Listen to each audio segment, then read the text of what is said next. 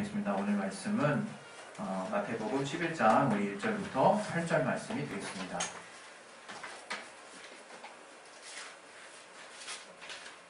마태복음 11장 1절부터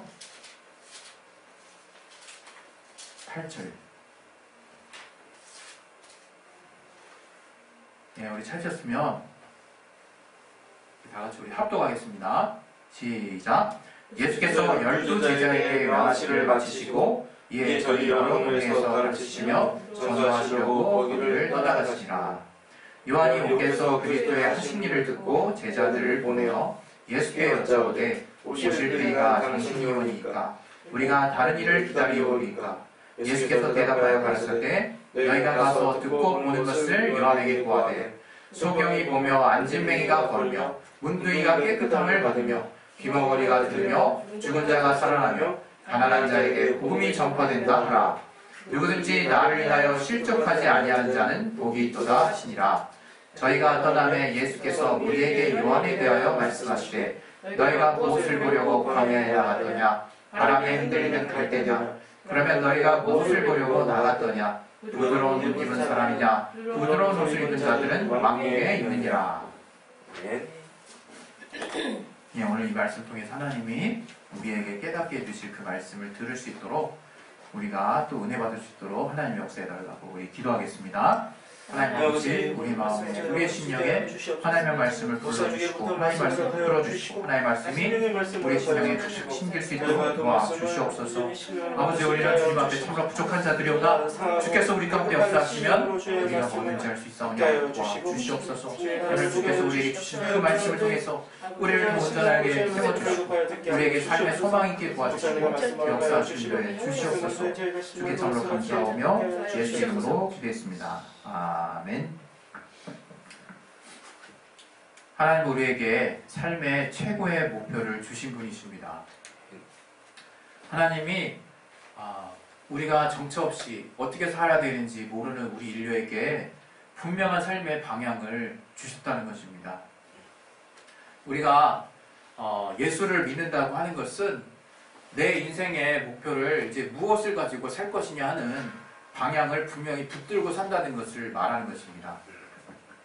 우리가 단지 예수를 믿는다고 이 땅에 살 때는 아무런 이제 상관이 없고 그냥 예수를 잘 믿고 있다가 저 하늘에서 유효한 무언가를 사는 그런 것만을 말하는 게 아니라 예수를 믿는다는 것 자체가 이 땅에서 여러분이 사는 삶에서의 분명한 목표, 최고의 목표를 얻은 것이라는 것을 말하는 것입니다. 그런데 우리는 예수를 믿으면서 여전히 예수를 믿고 의지한다고 하면서도 잘못된 삶의 목표와 또 목적을 가지고 살 때가 많은 것 같습니다. 우리의 삶의 목표가 어떻게 세워지느냐에 따라서 그 사람의 삶은 정해지게 돼 있는 거예요. 그 사람의 삶의 모습은 이렇게 꾸려지게 돼 있는 겁니다. 우리가 어떤 삶의 목표, 우리가 어떤 삶의 방향을 정했느냐에 따라서 우리의 삶은 정말 완전하게 달라질 수 있는 거예요. 또 우리가 어떠한 것에 우리의 행복과 어떠한 것에 우리의 소망을 붙들고 있느냐에 따라서 각자의 삶이 다 달라질 수 있는 겁니다. 근데 우리는 자칫 자꾸 이런 생각을 해요. 우리의 생각을 자꾸 일원화시키길 좋아하고 우리의 생각을 자꾸 이렇게 대세라고 그러잖아요. 대세. 어떤 보편적인 생각에 우리 생각을 그렇게 끼워넣기를 되게 좋아하는 것 같아요. 어떤 면에서는 그게 안정적이라고 느끼는 것 같습니다. 왜? 그렇게 하면 무리수를 던지는 게 아니거든요. 또 많은 사람들이 추구했던 삶의 방향과 목표이기 때문에 나도 그렇게 가면 되겠지라고 하는 뭔가 안정적인 목표를 잡은 것 같은 착각을 불러일으켜 옵니다. 그러나 우리 인간이 아무리 이 땅에서 정말 평안한 나름대로 괜찮은 삶을 살았다라고 우리가 평가한다 할지라도 성경은 그런 우리의 삶을 평가할 때 단지 우리가 이 땅에서 행복하고 평안한 삶이 행복하다라고 정의 내리지는 않는다는 겁니다. 단지 우리가 이 땅에서 뭔가 사람들이 누리는 보편적인 기준을 따라 그 목적을 다 이루고 목표를 다 이루어서 평온한 삶을 우리가 살고 있다고 해서 내 삶이 이제 괜찮은 삶을 살았구나 라고 이렇게 스스로가 자위하고 스스로가 그 자기 자신의 삶을 평가하도록 그냥 놔두질 않는다는 거예요. 왜냐하면 사실 우리의 삶의 주인이 따로 있으시기 때문이에요. 여러분 각자의 삶은 분명히 하나님이 여러분에게 자유롭게 주신 여러분의 삶이 맞습니다. 그러나 그 삶을 마지막에 우리가 평가하게 될 때는 우리의 삶이, 우리의 생명이 주님에게서부터 나왔기 때문에 주님이 평가하시는 기준을 따라 우리의 삶이 이제 어떻게 살았느냐가 정리가 되는 거예요.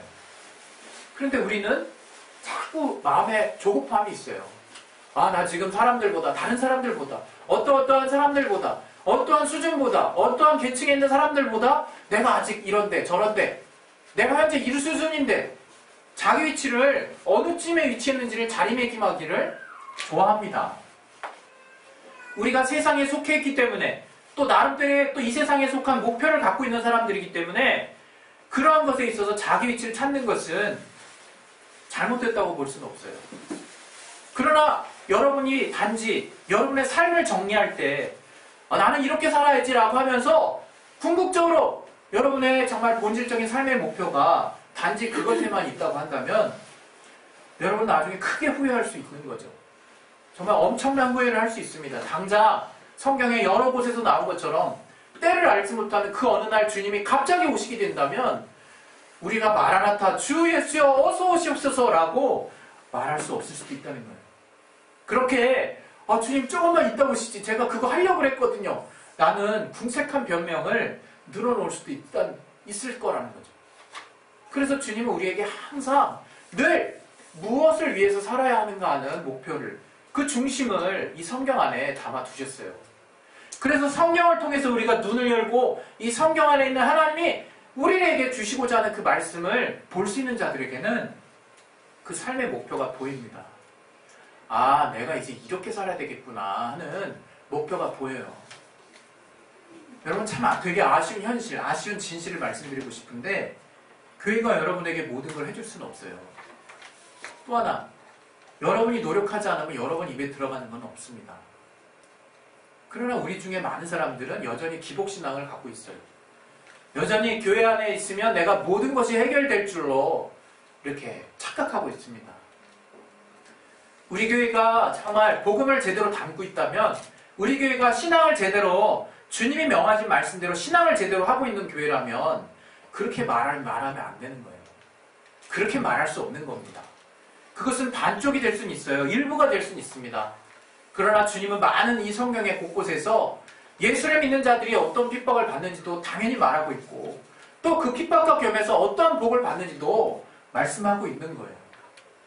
우리의 삶의 목표가 그러한 눈에 보이는 우리의 앞에 있는 길령 화복에 따라 움직이고 있다면 우리의 믿음은 실패할 수밖에 없다는 거예요. 우리의 믿음이 이 땅에 눈에 보이는 것들에 또 내게 주어지는 어떤 풍부한 것들에 의해서 좌우되는 믿음을 갖고 있다면 안타깝지만 그 사람의 믿음의 미래를 장담할 수가 없는 겁니다. 그러나 하나님께서 우리에게 영원히 변치 않는 가치를 주셨다는 거예요.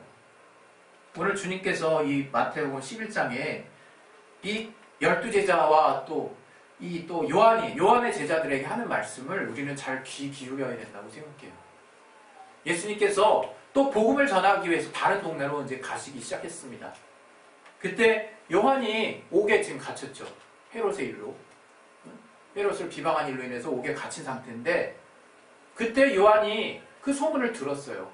그리고 요한이 자기 제자들을 예수님께로 파송합니다. 보내서 예수님께 묻는 거예요. 요한의 제자들이. 오실 그이가 바로 당신입니까? 라고 묻도록 이제 시킨 거예요. 근데 예수님이 무슨 말씀 하셨는지 우리 이제 안 봐도 알아요. 너무 많이 들었거든요. 뭐라고 얘기합니까?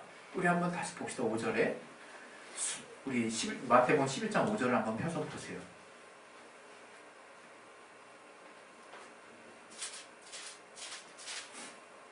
네, 우리 한번 봅시다. 자, 우리 5절, 6절 읽겠습니다. 시작. 소경이 보며 안진뱅이가 걸으며 문둥이가 깨끗함을 받으며 귀머거리가 들으며 죽은 자가 살아나며 가난한 자에게 복음이 전파된다 하라.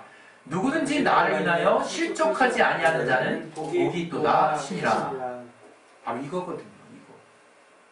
소경이 보게 된다는 거예요. 안진뱅이가 벌떡 일어난다는 거예요. 다리에 힘을 얻어서. 그리고 문둥이가 깨끗함을 받고 귀머거리가 들리기 시작하고 죽은 자가 살아나는 그런 역사의 현장이 우리가 알고 있는 복음의 실상이에요. 그런데 우리가 이것들을 정말 기대하고 고대하죠. 그런데 우리가 이것들을 가지고 이걸 어떻게 연결을 시켰냐면 내 삶에도 뭔가 하나님의 드라마틱하고 기가 막힌 무언가가 있었으면 하는 그런 기대로만 발전해요. 그런 기대로만 확대가 돼요.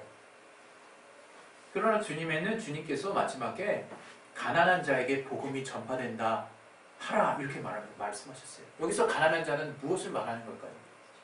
의미가 분명치 않을 수도 있어요. 그러나 심령이 가난한 자에게는 복이 있나니 주께서 말씀하셨죠. 우리 영혼에 하나님의 주님의 말씀에 대한 갈급함이 있는 자에게 주님은 복음을 전파하시는 거예요. 실제로 여러 가지 형편이 가난한 자에게 복음이 왜 그렇게 잘 전파되는가?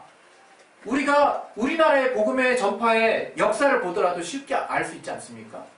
이 주변이 궁색한 자는 마음이 가난합니다. 실제로.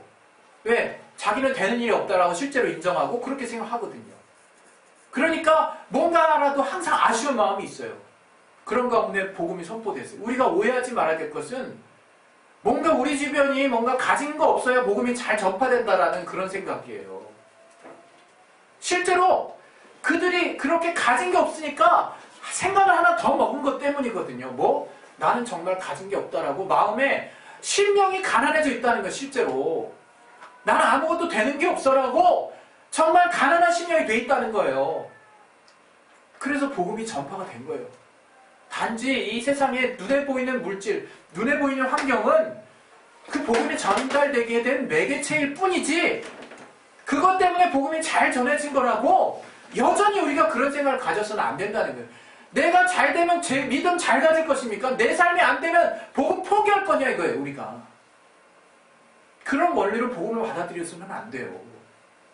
정말 내 심령이 육신의 환경은 부유할지라도 가난해져 있지는 않는가를 볼 수 있는 정말 통찰력이 필요하다 이거예요. 나를 향한. 주님이 말씀을 통해서 나의 골수까지 쪼개게 하시는 말씀이 과연 무엇인지를 내가 봐야 된다 이거예요. 내 환경에 따라서 계속 좌지우지 될 것입니까? 주님은 말씀하셨어요. 내 말로 인해서 내가 너에게 준 그 말로 인해서 실족하지 않는 자들은 수렁에 떨어지지 않는 자들은 삐끗해서 뚝 떨어지지 않는 자들은 복이 있다는 거예요. 우리가 과연 그것을 볼 수 있는 눈이 있느냐 이거예요. 그것을 볼 수 있는. 과연 주님이 주시고자 하는 것들을 받을 수 있는 능력이 내게 있느냐 이거예요. 그게 너무 갈급한 세상입니다. 지금. 비단 우리 교회가 가진 것이 별로 없어서 여러분이 심령이 늘 가난하다면 그냥 내리세요.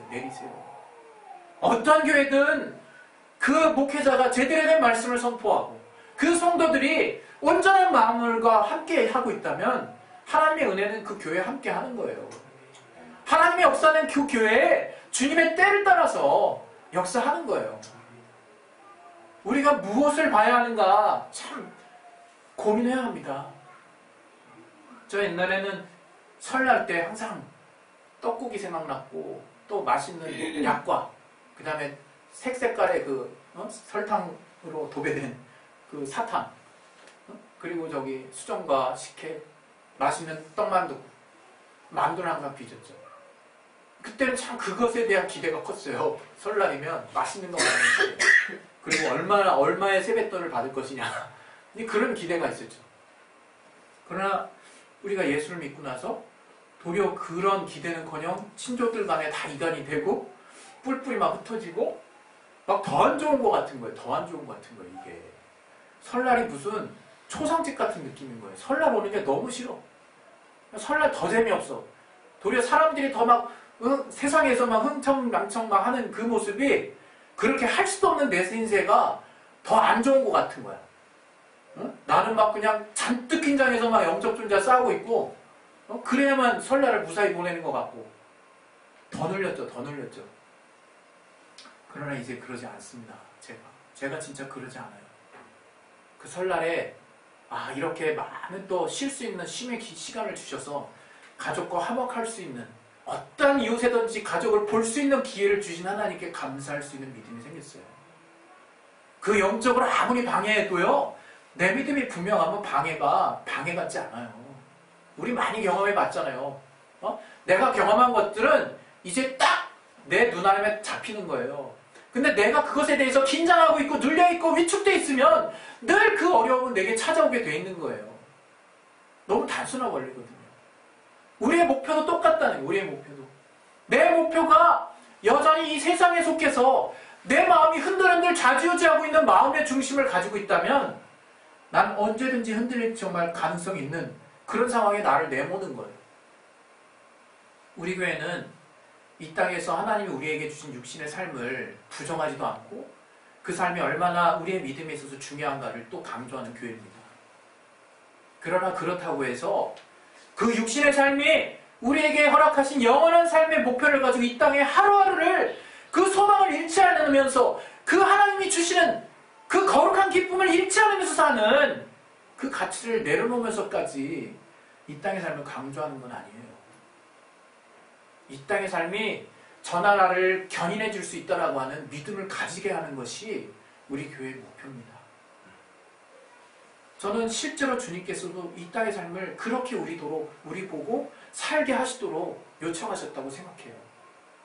오늘 주님이 정말 오리를 한 그가 바로 자신임을 어떻게 증명하셨냐면 그가 이 땅 가운데서 행하신 이적을 통해서, 다시 말하면 이 땅에서의 그가 행하셨던 삶의 모습을 통해서 저 나라를 볼 수 있도록 하셨어요.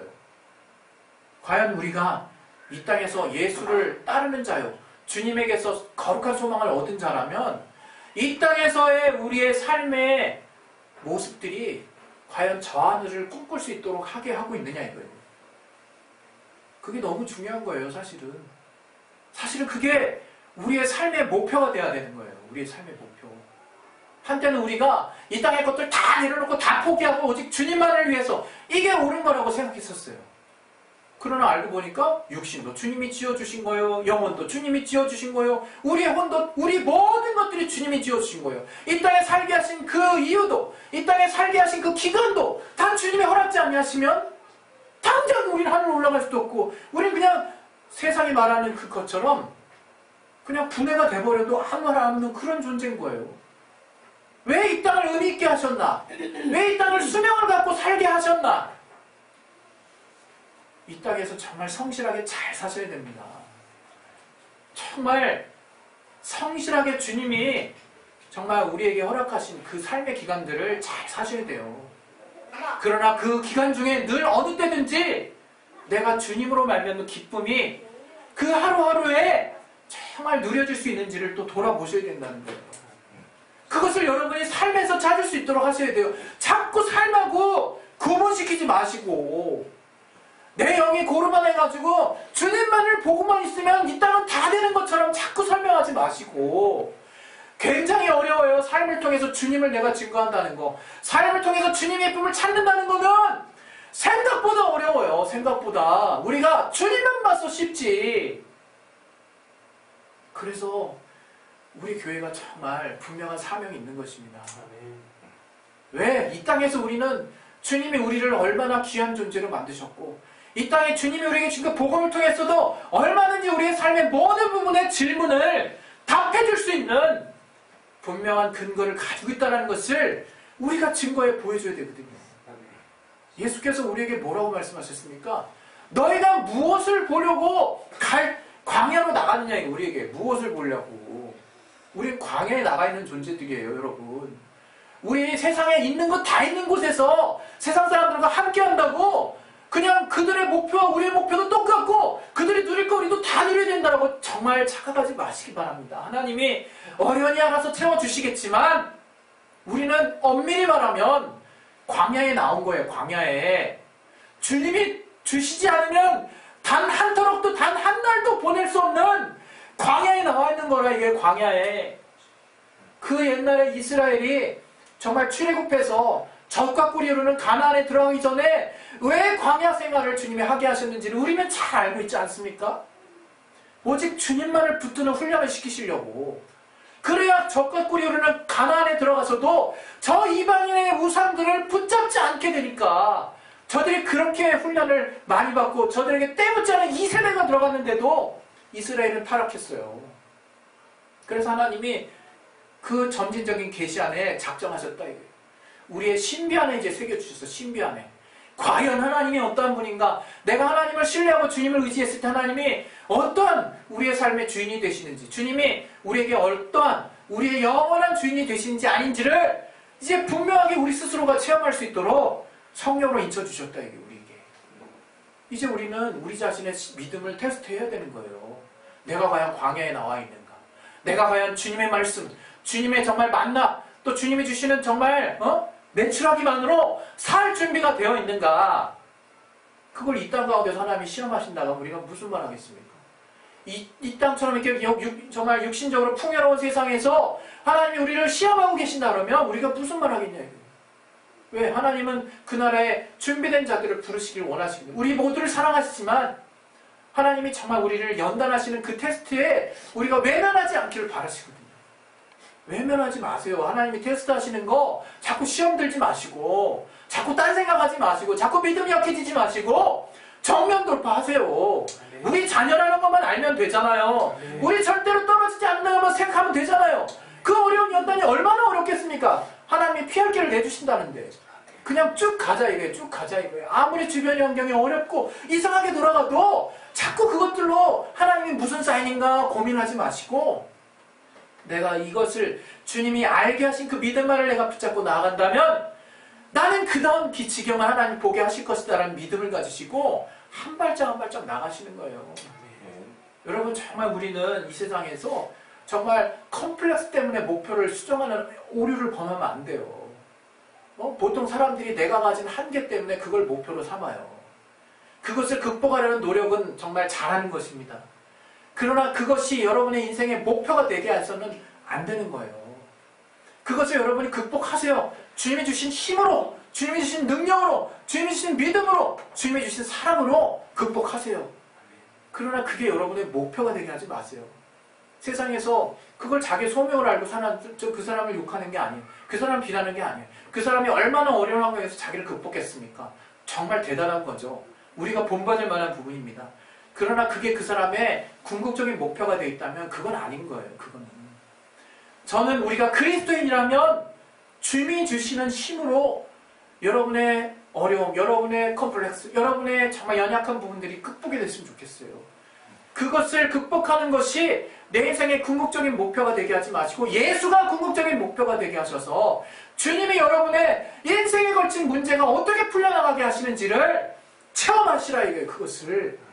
그래서 거기서 오직 주님만이 내 인생의 궁극적인 목표가 되게 하셔서 광야에 가서 쓸데없는 갈대 보지 마시고 광야에 가서 세상에 많은 그 부드러운 옷 입는 사람 보지 마시고 주님이 우리에게 정말 보여주시는 정말 주님만이 주실 수 있는 복음 안에 담겨있는 귀한 보물을 찾으시는 저와 여러분이 되시기를 예수 이름으로 축원드립니다.